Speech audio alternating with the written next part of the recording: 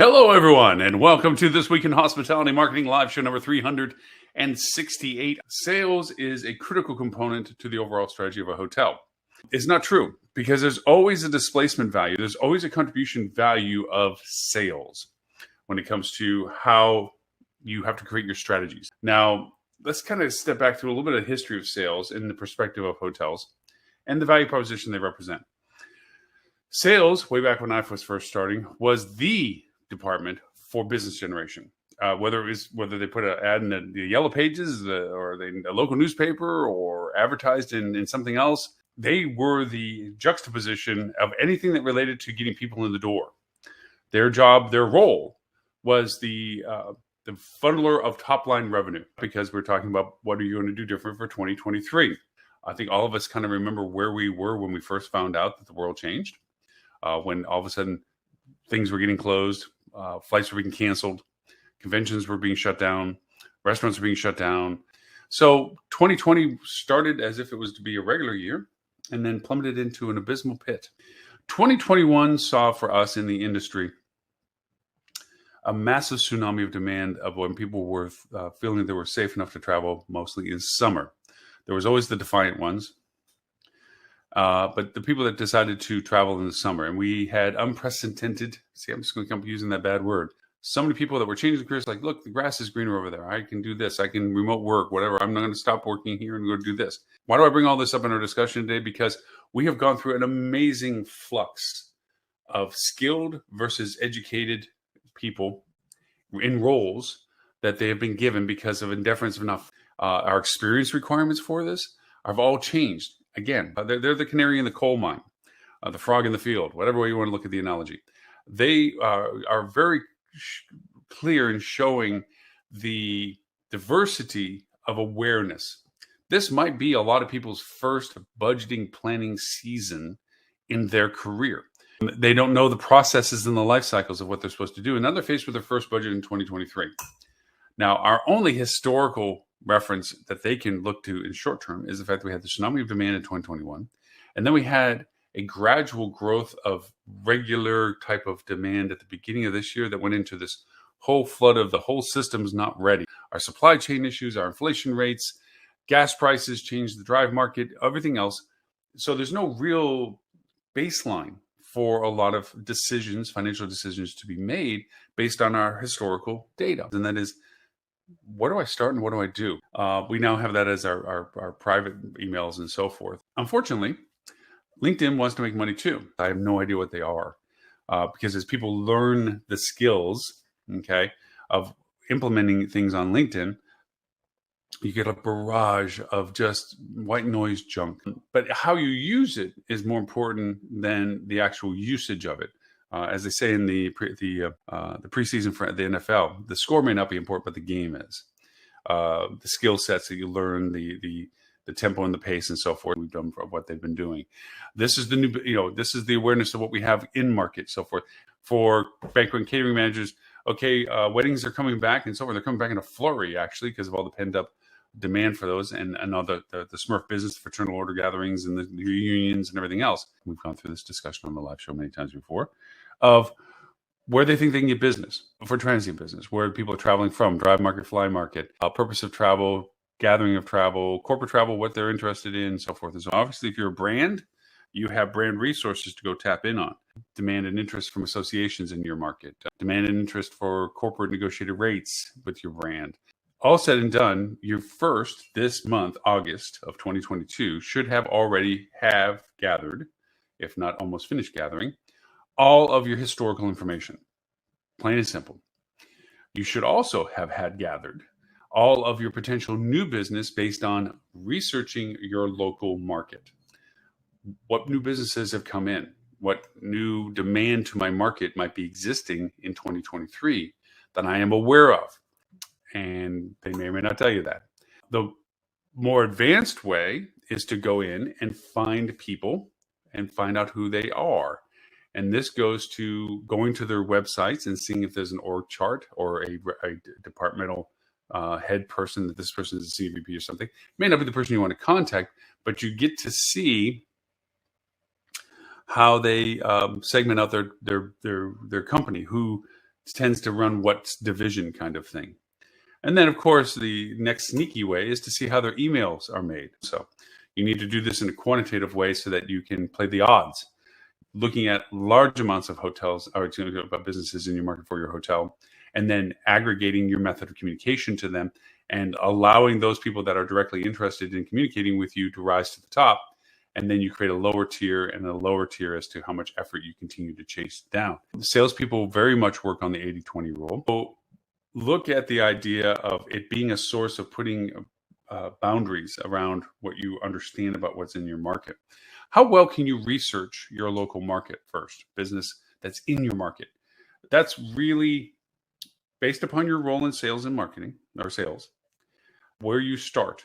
And the place that I recommend that you first start is your neighborhood, your market, your DMA, and look at the businesses that are around you. What kind of businesses around you? Who travels every day with a cup of coffee in their car or on the train to your market?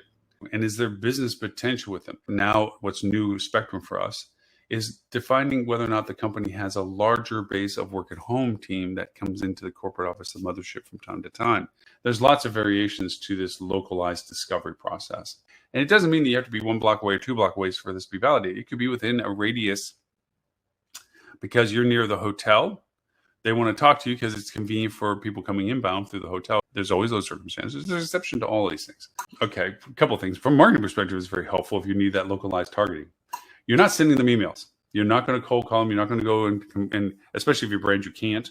But even if you're not a brand, it's still not a good point. You're cold. Just think of all the junk mail you get.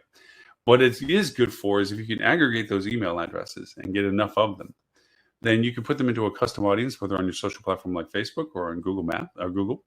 And you can begin to create marketing targeted to them. What is the purpose of our discussion today?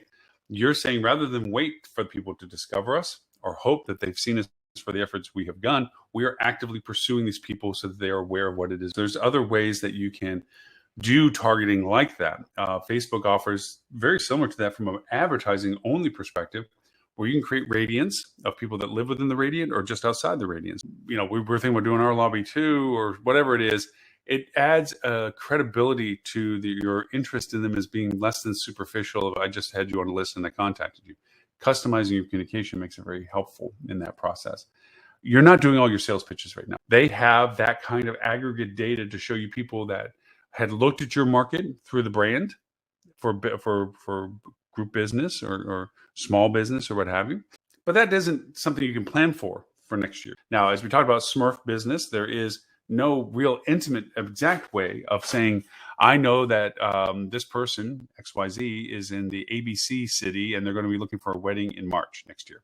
To say we really want to push the fact that we're a great wedding venue in the city of New York to come up to Schenectady, because a lot of people come out of the city and they want a nicer area to have their wedding, a little calmer, a little slower, perhaps. Just saying. They might go upstate New York from the city. You know, the variations are there. Okay, you might be a hub of where people come to before they get somewhere else. We know that that's a henpecking order, and you're somewhere in that list of preferred to not preferred or not even listed. If you see a lot of interest in conferences and what have you, and for the month of whatever it is next year, and that historically has been always a good solid month for conferences, then you can look at that data and say, we need to focus our marketing to get into those markets, to be early aware of those people for us, or those people who are early aware of us, I should say, to make this decision possible that when we reach out to companies that are looking to come from that market, which is also easy to do, that we can garner ahead of everybody else, them discussing with us about potentially doing a contract with us, working with us for a group block that maybe somebody else would have possibly gotten had we not gotten there sooner, because we are very much in comparison to other hotels. That will be more about going into next month. This is brand new and might be something, but we have no current relationship with them. This is the tier structure of how you approach these projects, in the sense of how do you focus on them. So you leave the project or hand it down and then end up losing it because a more aggressive team from another property saw an opportunity because it hadn't been solidified by you yet and steal it. Now, I said there's an 80-20 rule. You know, 80% of your business goes to from 20% of the traffic, and those are the ones you should focus on. Think of the attractive person in high school, guy or girl. They always got whatever they needed because of that attention, because it was easier for them because people were paying attention. And so because of that, they're the most volatile when it comes to solidifying a contract. They're just not going to go with you because you have what you think is a great deal. And they may know it's a decent deal. Now, there is always a contra argument to this, that by picking up smaller pieces, you begin to displace the opportunities that large ones can provide you. And to do that, you calculate the total contribution of their rooms, total contribution of ancillary revenues, and the cost internally for running what you think is going to be for doing those things. Now, how does this compare to this piece over here? So now you have a big piece and a nice small piece, which is a much larger piece than one large piece over here. And if that didn't make any sense to you, I'm sorry.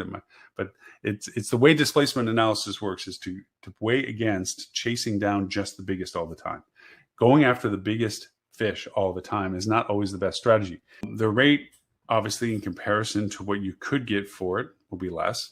And after doing your SWOT analysis, you may not be the strongest suitor for them. You're competing with a lot of other properties, and for that reason, I'm out. I'm going to go for the other fishes that are also waiting for anybody else. They might be also asking the other hotels that are in the same competition for this large piece, and they're getting the same deference that they're getting from you, from the others, of, hey, until we get this big fish settled, we can't commit to yours. Take what you can get. That's a risk factor analysis. Is that really worth the risk of chasing it in the hopes that you do bag it, and the business that you didn't sign because they went elsewhere? On the scale of just force rank it. From a scale of 1 to 10, what's the probability of success for this piece of business? Not success on the displacement value, or none of that. The success of bagging it. 1 to 10. This is all the potential business that we've isolated. These are all the companies that we know are coming to market for business. I often, when I was on the corporate side, and even when I was a DOS, even when I was a GM, I always required a confidence factor. There really was a book right in. Which one's going to bank? Great, I got you. I gave you credit for it. Tell me which one is going to make bank for us. Which one's going to book? Well, this is strong, but not as strong as this one. So this one's a higher number than this number. And what you end up getting is this is what our best shot is, which is fine. You're not trying to be a total dork about this, but you're trying to be realistic about what to expect. Because in budget discussions right now, you're talking about how the money is going to be spent. September is the definition of those monies as it relates to expense. And October is the validation, authentication, and verification of the budget being approved. Sometimes it starts earlier, but usually it runs from August through October. Then we're talking about in September, the dissemination of that revenue, the sources being confirmed or at least framed in a realistic way. How much does your department spend to generate that revenue? How does it capitalize into our capital expense? How does it work into your costs that you have for labor and for food costs for restaurants or food services, your front desk team and staff? So because of that, sales has to be quantified and qualified in their expectations of what they're contributing. We talked about looking at marketing tools of outside market demand into market as to where people are coming from, for what reasons, to look at for their travel, whether it's Smurf business, whether it's corporate travel, what have you, to identify what companies are in relationships so that we can begin to pursue and look for them, okay, by name and by type, to be able to solicit them. They then also have to create a great confidence score as to what is the likelihood that this business will come through, at what relative value. This is the purpose of our discussions with budget right now, because that number, once it's been solidified to the highest level of confidence that it can be, and not just smoke and mirrors, as simple as this is repeat, this is new business, this is not returning. Those are hard numbers. That's the baseline that now gets used to figure out all the variable costs associated with the budget for 2023. How are we going to spend to get that business? Where we have to spend to get that business? What do we have to spend to service that business? What do we have in the sense of monies to go towards the improvement and FF&Es and self-investments that we need to go and keep the business operational improved? And most importantly to the owners, how much do they get to bank at the end of all this? Or do they have to keep throwing money into the program? That's why I ask, what are you doing different for your sales for 2023?